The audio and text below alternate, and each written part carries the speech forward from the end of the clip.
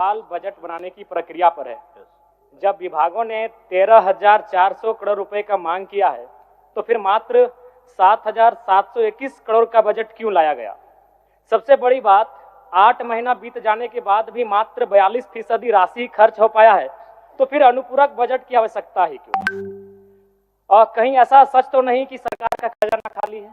और यदि सरकार का खजाना खाली है तो सरकार राजस्व प्राप्त करने के लिए क्या कर रही है? अध्यक्ष महोदय, जमीन की रजिस्ट्री में करोड़ों अरबों का राजस्व हानि हो रहा है। किसी जमीन की कीमत यदि 1 करोड़ होता है तो कागज में दिखाया जाता है 25 लाख। सरकार को राजस्व मिलता है 25 लाख पर और काला धन का इस्तेमाल होता है 75 लाख पर। महोदय, अगर मेरी बात पर आपको संदेह है तो किसी भी इस राज्य में अगर किसी भी बड़ा भूखंड, एकड़ों का भूखंड अगर उसका खरीद बिक्री हुआ है तो आप उसकी एसीबी के माध्यम से जांच करवा ले, दूध का दूध और पानी का पानी हो जाएगा। और चोरी साफ नजर आया है अध्यक्ष महोदय, कई आईएएस अधिकारी जेल की यात्रा कर चुके हैं।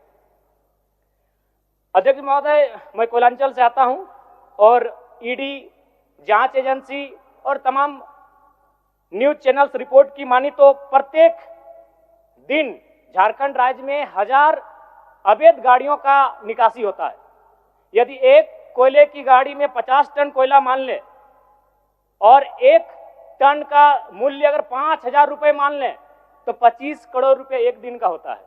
अगर 365 से गुना करते हैं तो 9,125 करोड़ रुपए होता है अध्यक्ष महोदय, यानी लगभग 9,000 करोड़ रुपए, जो कि आपके अनुपूरक बजट से ज्यादा होता है। यानी कोयलांचल से इतनी अवैध मात्रा में कोयला का कारोबार हो रहा है, अगर उस पर सरकार नियंत्रण कर ले तो आपका एक अनुपूरक बजट के बराबर वो राशि होती है, वो राजस्व आपको फायदा होगा। अध्यक्ष महोदय, अगर बालू की बात करें तो वो तो सरेआम है, सब अपनी आंखों से देखते हैं। 1-2 अधिकारी ईमानदार होंगे तो भाई उनको जोहार होगा। बाकी अगर कोई भी बालू ट्रैक्टर, विशेषकर ट्रैक्टर से बालू की ढुलाई होती है तो हमें लगता है एक बालू गाड़ी 3-4 थाना क्षेत्रों से पार होता है और कोई थाना प्रभारी ऐसा नहीं है जिसका मंथली पर महीने का इनकम 3 लाख से 5 लाख रुपए केवल अवैध बालू से हो रहा है।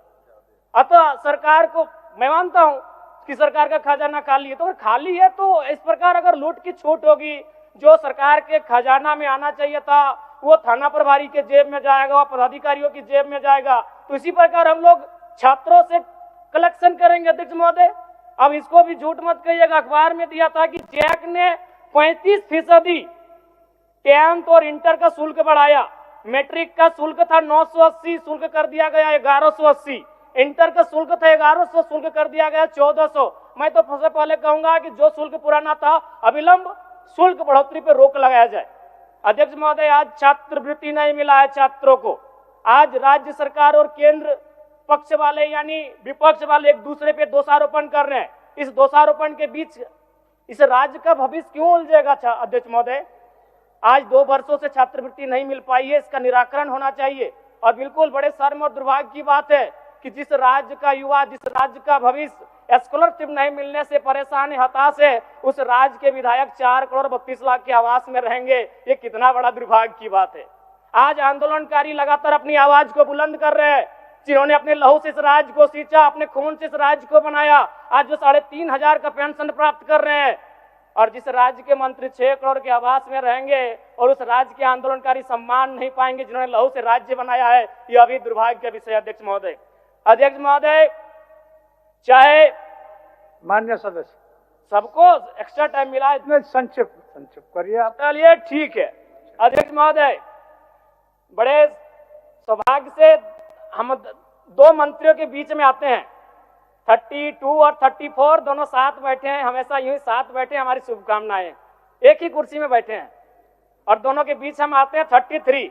एक बार भी मंत्री महोदय मेरे विधानसभा में गए नहीं। क्यों नहीं गए? योजना ही नहीं है, इनका दोष नहीं है। मेरे विधानसभा में कोई नई योजना, किसी के विधानसभा में मंत्री पद का कार्य क्या है? सिर्फ अपना विधानसभा नहीं होता है, कम से कम साल भर हो चुका है, एक विधानसभा तो इनको विजिट करना चाहिए था, अपने पड़ोस के जिले को तो विजिट करना चाहिए था। तो ये तो सच्चाई है अध्यक्ष महोदय। दूसरी बात, आलिम फाजिल की परीक्षा जैक द्वारा संचालित होती है, किंतु वर्तमान में सहायक आचार्य की नियुक्ति में प्रमाण पत्र की वैधता को खत्म कर दिया गया है। और सबसे महत्वपूर्ण बात अध्यक्ष महोदय, जैसा कि अखबार के माध्यम से हम सभी ने पढ़ा कि विभाग सवालों का उत्तर नहीं दे रहा है। अध्यक्ष महोदय, शून्यकाल में कल रात्रि 12 बजे नीरा मैडम और मंगल कालिंदा का झगड़ा हो गया। एक दिन राजा साहब और हमारी गाड़ी का टक्कर हो जाता, इतना रफ्तार में आए, बोले कि राजा साहब को तो शून्यकाल डालने नहीं देंगे, इनसे पहले हम जाएंगे। अध्यक्ष महोदय, ये कोई मजाक नहीं कह रहे, 12 बजे रात को आते हैं शून्यकाल डालने के लिए और अफसर ने मजाक बना के रख दिया है, जवाब नहीं देंगे। ये सवाल जनता का है, जिस जनता के टैक्स से पैसे से ये सूट पहनते हैं, जिस जनता के टैक्स से पहनते से ये बूट पहनते हैं, कोट पहनते हैं, उस जनता का सवाल है और जनता का सवाल का उत्तर नहीं देते अफसर।